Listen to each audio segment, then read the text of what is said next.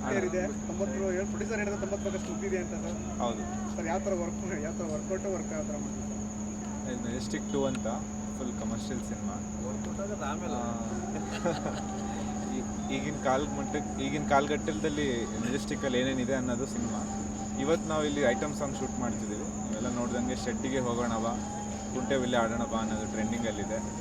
So ಆ line ಇಟ್ಕೊಂಡು ಒಂದು ಈಗಿನ ಕಾಲಕ್ಕೆ ತಕ್ಕಂಗೆ ಏನು ಬೇಕೋ ಅದು ಸಾಂಗು ಮಾಡ್ತಿದ್ದೀವಿ. ತುಂಬ ಚೆನ್ನಾಗಿ ಮೂಡ್ ಬರ್ತದೆ. ಸಿನಿಮಾಲಿ ಒಂದು ಭಾಗದಲ್ಲಿ ಆ ಸಾಂಗು ಆ್ಯಕ್ಚುಲಿ ಕತೆ ಜೊತೆ ಟ್ರಾವೆಲ್ ಆಗೋ ಸೀಕ್ವೆನ್ಸಲ್ಲಿ ಬರುತ್ತೆ. ಸೊ ಎಂಜಾಯ್ ಮಾಡ್ಕೊಂಡು ಮಾಡ್ತೀವಿ. ಅದು ಮಧ್ಯ ಡೈಲಾಗ್ಸ್ ಇದೆ, ತುಂಬ ಎಂಟರ್ಟೈನ್ ಮಾಡೋಕ್ಕೆ ಐಟಮ್ ಸಾಂಗಲ್ಲಿ. ಸೊ ಔಟ್ ಆ್ಯಂಡ್ ಔಟ್ ಇದು ಒಂದು ಚೆನ್ನಾಗಿ ಬರುತ್ತೆ. ಸರ್, ಈಗ ಮೆಜೆಸ್ಟಿಕ್ ಅಂದರೆ ಅದು ದರ್ಶನ್ ಅವರ ಸಿನಿಮಾ. ಈಗ ಶೆಡ್ಡಿಗೆ ಬಾ ಕುಂಟೆಬಿಲ್ಲ ಆಡೋಣ ಅಂತ ಹೇಳೋದು ಕೂಡ ದರ್ಶನ್ ಅವರ ವಿಚಾರಕ್ಕೆ ಸಂಬಂಧಪಟ್ಟಿದ್ದು. ಯಾಕೆ ಅದನ್ನೇ ತೊಗೋಬೇಕು ಅಂತ ಅನಿಸ್ತು? ಮೆಜೆಸ್ಟಿಕ್ 1 ದರ್ಶನ್ ಅವ್ರ ಸಿನಿಮಾ, ಮೆಜೆಸ್ಟಿಕ್ 2 ನಾನೇ ಹೀರೋ. ಅಂದರೂ ನಾವು ದರ್ಶನ್ ಅವ್ರ ಮಾರ್ಗದರ್ಶನದಲ್ಲಿ ಅವ್ರು ನೋಡಿಕೊಂಡು ಬೆಳೆದು ಬಂದಿರೋ ಇದು. ಅವ್ರ ಅಪ್ಪಟ ಅಭಿಮಾನಿ ನಾನು. ಅವ್ರು ಮಾಡೋ ಆ್ಯಕ್ಟಿಂಗ್ಗೆ ಅವ್ರ ಇದಕ್ಕೆ ನಾವು ಅವರು ಅಭಿಮಾನಿಗಳೇ. ಸೊ ಇದರಲ್ಲಿ ಈ ಕಾಲಘಟ್ಟದಲ್ಲಿ ಈಗ ಶೆಡ್ಡಿಗೆ ಹೋಗೋಣ ಬಾ ಅನ್ನೋದೊಂದು ಟ್ರೆಂಡಿಂಗಲ್ಲಿದೆ. ಈಗ ಕಾಲ್ಪನಿಕ ಅಷ್ಟೇ, ಅದಕ್ಕೂ ಇದಕ್ಕೂ ಏನೂ ಸಂಬಂಧ ಇಲ್ಲ. ನೆಗೆಟಿವ್ ಅಂತ ಏನಿಲ್ಲ ಅಣ್ಣ. ಈಗ ಉಪೇಂದ್ರ ಅವ್ರು ಟ್ರೋಲ್ ಸಾಂಗ್ ಮಾಡಿದ್ರು, ಏನು ನೆಗೆಟಿವ್ ಇತ್ತು? ಜನ ಎಂಜಾಯ್ ಮಾಡಲಿಲ್ಲ. ಸರ್, ಈಗ ನಿಮ್ಮ ಆ್ಯಕ್ಟಿಂಗ್ ಮೆಜೆಸ್ಟಿಕ್ 2 ಆ್ಯಕ್ಟಿಂಗ್ಗೆ ದರ್ಶನ್ ಅವ್ರ ಹತ್ರ ಹಿಂದೆ ಏನಾರು ಮೀಟ್ ಮಾಡಿ ಏನಾದರೂ ಟಿಪ್ಸ್ ತಗೊಂಡಿದ್ರಾ? ಅಣ್ಣ ಮೀಟ್ ಅಂತ ಏನಿಲ್ಲ. ನಾನು ನಮ್ಮ ಪಿಕ್ಚರ್ ಪೂಜೆ ದಿವಸನೇ ಹೇಳಿದ್ದೀನಿ, ದರ್ಶನ್ ಅವ್ರು ದೇವರಲ್ಲಿರೋ ಗುಡಿ ಇದ್ದಂಗೆ, ನಾವು ಅವ್ರನ್ನ ಮನಸ್ಸಲ್ಲೇ ಬೇಡ್ಕೊಂಡು ಪೂಜೆ ಮಾಡ್ತೀವಿ. ಆ ಥರ ದೃಷ್ಟಿಲಿ ನಾವು ಮಾಡಿರೋದು. ಅವ್ರ ಪಾಪ ಯಾರಿಗೂ ಇದು ಮಾಡಲ್ಲ. ಬಟ್ ಪರ್ಸ್ನಲಾಗಿ 1-2 ಸಲ ಮೀಟ್ ಮಾಡಿದ್ದೀವಿ. ಅವ್ರ ಅಭಿಮಾನಿಯಾಗಿ ಮೀಟ್ ಮಾಡಿದ್ದೀವಿ. ಅವ್ರ ಆಶೀರ್ವಾದ ನಮ್ಮ ಮೇಲೆ ಇದೆ ಅಂತ ನಾವು ಯಾವತ್ತೂ ಭಾವಿಸ್ತೀವಿ. ಅವರೇನಾದರೂ ಸಿನಿಮಾ ಬಗ್ಗೆ ಏನಾದರೂ ಹೇಳಿದ್ರಾ? ಮೆಜೆಸ್ಟಿಕ್ ಅಂತ ಟೈಟಲ್ ನಾವು ನಮಗೆ ಅಲ್ಲ, ಪ್ರತಿಯೊಬ್ಬರು ಹೊಸಬ್ರಿಗೂ ಅವರು ಸಪೋರ್ಟ್ ಮಾಡೋ ಬುದ್ಧಿ ಇದೆ. ಯಾವತ್ತು ಸಿನಿಮಾ ಅಂತ ಬಂದಾಗ ಅವ್ರು ಎಲ್ರಿಗೂ ಸಪೋರ್ಟ್ ಮಾಡೋದೇ ನಾವು ನೋಡಿದ್ದೀವಿ. ಇದೆ ಅವರು ಆಗಲಿ ಅವ್ರ ಫ್ಯಾನ್ಸ್ ಆಗಲಿ ಯಾವತ್ತೂ ನಮ್ಮ ಜೊತೆಗೆ ನಿಂತ್ಕೊಂಡು ಸಪೋರ್ಟ್ ಮಾಡೇ ಮಾಡ್ತಾರೆ ಅನ್ನೋದೇ ಇದು ಮಾಡಿ.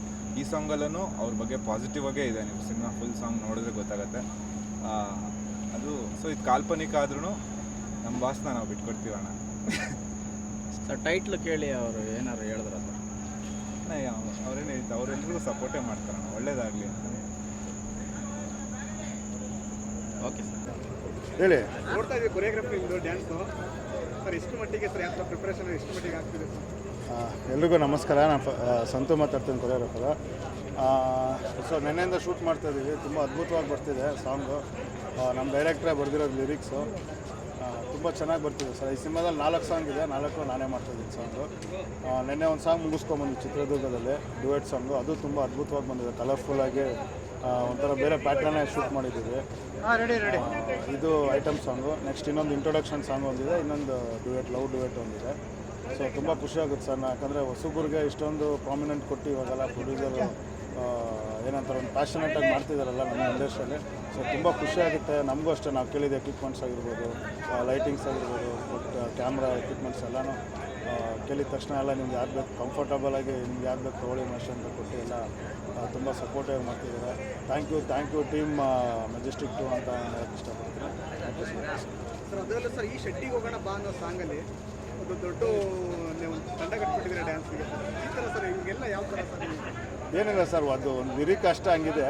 ಬಟ್ ಮುಂದೆ ಲಿರಿಕ್ಕೆಲ್ಲ ಬಾಸ್ ಬರ್ತಾರೆ, ಮಚ್ಚಿಡ್ಕೊಂಬರ್ತಾರೆ. ಅಂದರೆ ಬಾಸ್ ಬಂದರೆ ಏನು ನವ ಇರುತ್ತಲ್ಲ ಅದನ್ನೇ ಹೇಳಿದ್ದಾರೆ ಈ ಸಾಂಗಲ್ಲಿ. ಅದು ಎಷ್ಟು ಮಟ್ಟಿಗೆ ಇಷ್ಟಾಗುತ್ತೆ ಅಂತ ಗೊತ್ತಿಲ್ಲ. ಒಟ್ಟಲ್ಲಿ ಬಾಸ್ ಬಗ್ಗೆ ತುಂಬ ಪಾಸಿಟಿವ್ ಆಗಿ ಬರ್ದಿದ್ದಾರೆ.